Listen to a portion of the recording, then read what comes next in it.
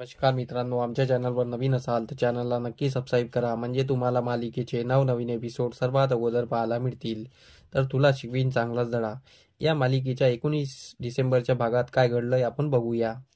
तर अक्षरा ही घर सोडून निघून गेलेली असते. अधिपती स्तब्ध उभा असतो. तर अधिपतीला चारुवास खूप बोलत असतात.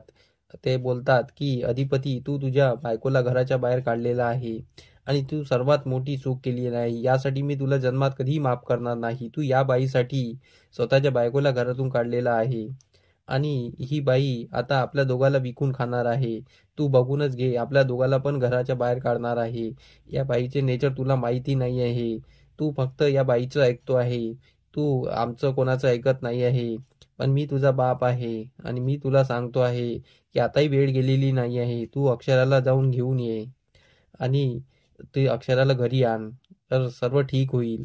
तर अधिपती बोलतो, मला काही टेन्शन नाही, त्यांना जायचं होतं त्या गेल्या. तर त्यावर भुवनेश्वरी बोलते, माझंच चुकलं, मी थांबायला होतं पाहिजे होतं. तर असं तसं बोलत असते. तर चारुवास अधिपतीला ठणकावून वर निघून जातो.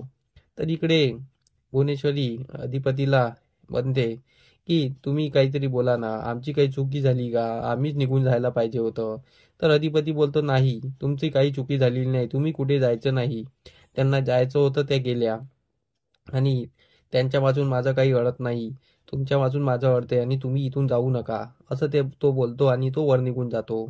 इकडे अक्षरा घरून बाहेर निघालेली असते आणि अक्षरा रस्त्याने एकटी चालत असते.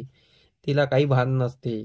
तर तिकडून एक बाईकवाला येत असतो. तो अक्षराला उडवणारच असतो. तर अक्षराला तो वाचवून देतो आणि तो तिला बोलतो की तुझं लक्ष नाही आहे. पादत्राण सोडून तू रस्त्यावर चालती आहे. तुला रस्त्याच्या साईडला चालता येत नाही का, असं तसं बोलत असतो. पण अक्षरा त्यावर काहीच बोलत नाही. अक्षरा एकदम स्तब्ध असते. अक्षराची आई तिला कॉलवर कॉल करत असते, पण अक्षरा काही कॉल उचलत नाही. तर इकडे अधिपती आपल्या रूममध्ये आलेला असतो आणि अधिपती पण खूप टेन्शनमध्ये असतो. अक्षरा काशी असेल, काय असेल, आणि तो त्या विचारात असतो. तर तेवढ्यात तिथे चारुवास वगैरे येतात. चारुवास अधिपतीला समजवतात. अधिपती काही समजत नाही.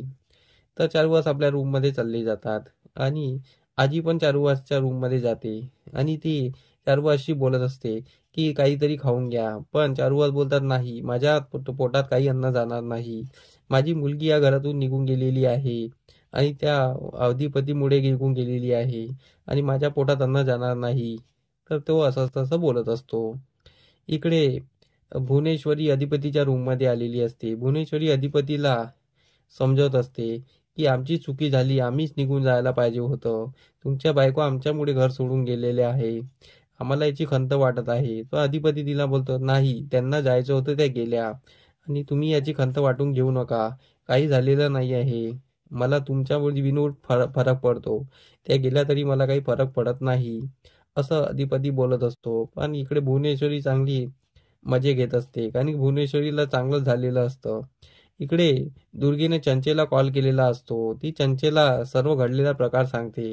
हे मास्तरीबाई हे घर सोडून निघून गेलेली आहे, असं तसं सांगत असते. तर चंची खूप खुश होते. यांच्या गप्पा रंगतात आणि इकडे अक्षरा रस्त्याने परत चालत असते. तिला परत भान नसतो. तर तेवढ्यात एक कार येत असते. तर तर तिला कार उडवणार असते. तर इकडे अधिपती ओमक्याला फोन लावतो आणि तो अधिपती ओमक्याला बोलतो की कुठे आहे बाबा, मला तुझी मदत पाहिजे. तो ओमक्या बोलतो, बोल ना बाबा. तर अधिपती बोलतो, मास्तरीबाई घरातून निघून गेलेले आहे. तू फक्त त्यांना त्यांच्या घरी सोडून दे. तो ओमक्या बोलतो, काय झालं रे बाबा. अधिपतीला रड येत असतो. अधिपती बोलतो, मी तुला सर्व नंतर सांगेल, फक्त तू हे काम कर. तो ओमक्या बोलतो, ठीक आहे. तो ओमक्या आणि शिवानी अक्षराकडे निघून जातात. इकडे अक्षराला एक कार उडवणारच असते. तेवढ्यात ओमक्या आणि शिवानी तिथे पोहोचतात. ओमक्या आणि शिवानी अक्षराला वाचून घेतात आणि ते तिला म्हणतात, तर अक्षराताई, तुम्ही काय करता आहेत आणि वहिनी, तुम्ही का करता आहेत. या गाडीने तुम्हाला आता उडवलं असतं, तुम्हाला काही झालं असतं तर. तर अक्षराला ते बोलत असतात. तर अक्षरा ढसा रडू लागते. अक्षराला काही भान नसते. अक्षरा बोलते की मला सोडून द्या, मला घरी जायचं आहे आणि मी स्वतः घर सोडलेलं नाही आहे. अधिपतीने मला घराच्या बाहेर काढलेलं आहे. तर हे ऐकून या दोघांना खूप शॉक बसलेला असतो. तर अक्षरा खूप रडत असते. अक्षराला रडतं पाहून ओमकार आणि शिवानीला वाईट वाटत असतं. तो ओमकार आणि शिवानी बोलतायत, मी तुम्हाला घरी सोडतो. अक्षरा बोलते, नाही, मी जाते आपल्या घरी. आणि मला आता सध्या तुम्हाला त्रासात टाकायचं नाही आहे. तुम्ही माझ्यासाठी खूप केलं आहे. तो ओमकार बोलतो, काय झालं सांगा तर खरी. तर अक्षरा रडत असते. अक्षरा बोलते, मला आता सध्या काही विचारू नका. मी तुम्हाला सर्व नंतर सांगेल. मला फक्त आता घरी जाऊ द्या. मी माझ्या आई बाबाच्या घरी जाते आहे. तर इकडे अक्षराची आई आणि अक्षराचे बाबा टेन्शनमध्ये असतात. ते अक्षरा फोन उचलत नाही आहे म्हणून ते टेन्शनमध्ये असतात. तर अक्षराचे बाबा अक्षराच्या आईला बोलतात की अक्षरा फोन नाही उचलत आहे तर परत लाव. तर अक्षराची आई बोलते, मी खूपदा कॉल लावला. तर ते बोलतात की अधिपती रावांना कॉल लाव. तर ते बोलते, अधिपती रावांनाही कॉल लावला, त्यांनी उचलला नव्हता. तर अक्षराचे बाबा बोलते, परत लाव. तर ते परत कॉल लावतात. फक्त अधिपती फॅक्टरीमध्ये आलेला असतो. तर अक्षराची आईचा कॉल येतो, ते बघतो आणि अधिपती तुरंत कॉल उचलतो आणि बोलतो, बोला मोठ्या मास्तरीबाई, काय झालं? बाबा वगैरे तब्येत वगैरे ठीक आहे का? असं तो बोलत असतो. तर ते बोलते, हो, आमचे सर्व तब्येत ठीक आहे. अक्षरा तिथे आहे का? अक्षराला फोन देता का? तर अधिपती बोलतो, नाही, ते आता घरला पोहोचतच असेल तुमच्याकडे. तर हे ऐकल्यानंतर अक्षराची आई चिंतेत पडते आणि बोलते, का बरं? अचानक का येत आहे? नेहमी तर तुम्ही तिला सोडायला येत होते ना? आता का ती एकटी येत आहे? काही झालं का? मला सांगा ना. तिला तिच्याने काही चुकी झाली का? तिने तुम्हाला काही बोललं का? मला काहीतरी सांगा ना.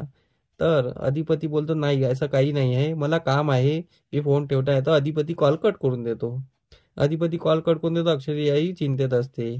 इकडे अक्षराला घरी नेण्यासाठी ओमकार बोलतो, मी तुम्हाला घरी सोडतो. अक्षरा बोलते, नाही. तर ओमकार बोलतो, नाही, मी तुम्हाला घरी सोडणार आहे.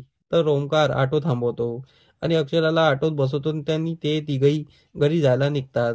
आता हे पाहणं रंजक ठरणार आहे की अक्षरा घरी गेल्यानंतर तिच्या आईबाबाला सर्व खरं सांगणार का आणि अधिपतीला त्याचा पस्ताव होणार का? त्यासाठी आमचे व्हिडिओ बघत राहा. धन्यवाद. हे व्हिडिओ कसे वाटलं हे आम्हाला कमेंट करून नक्की सांगा. तुमचा प्रतिसाद आमच्यासाठी खूप महत्त्वाचा आहे. तर आमच्या व्हिडिओला कमेंट नक्की करा आणि लाईक करायला विसरू नका. धन्यवाद.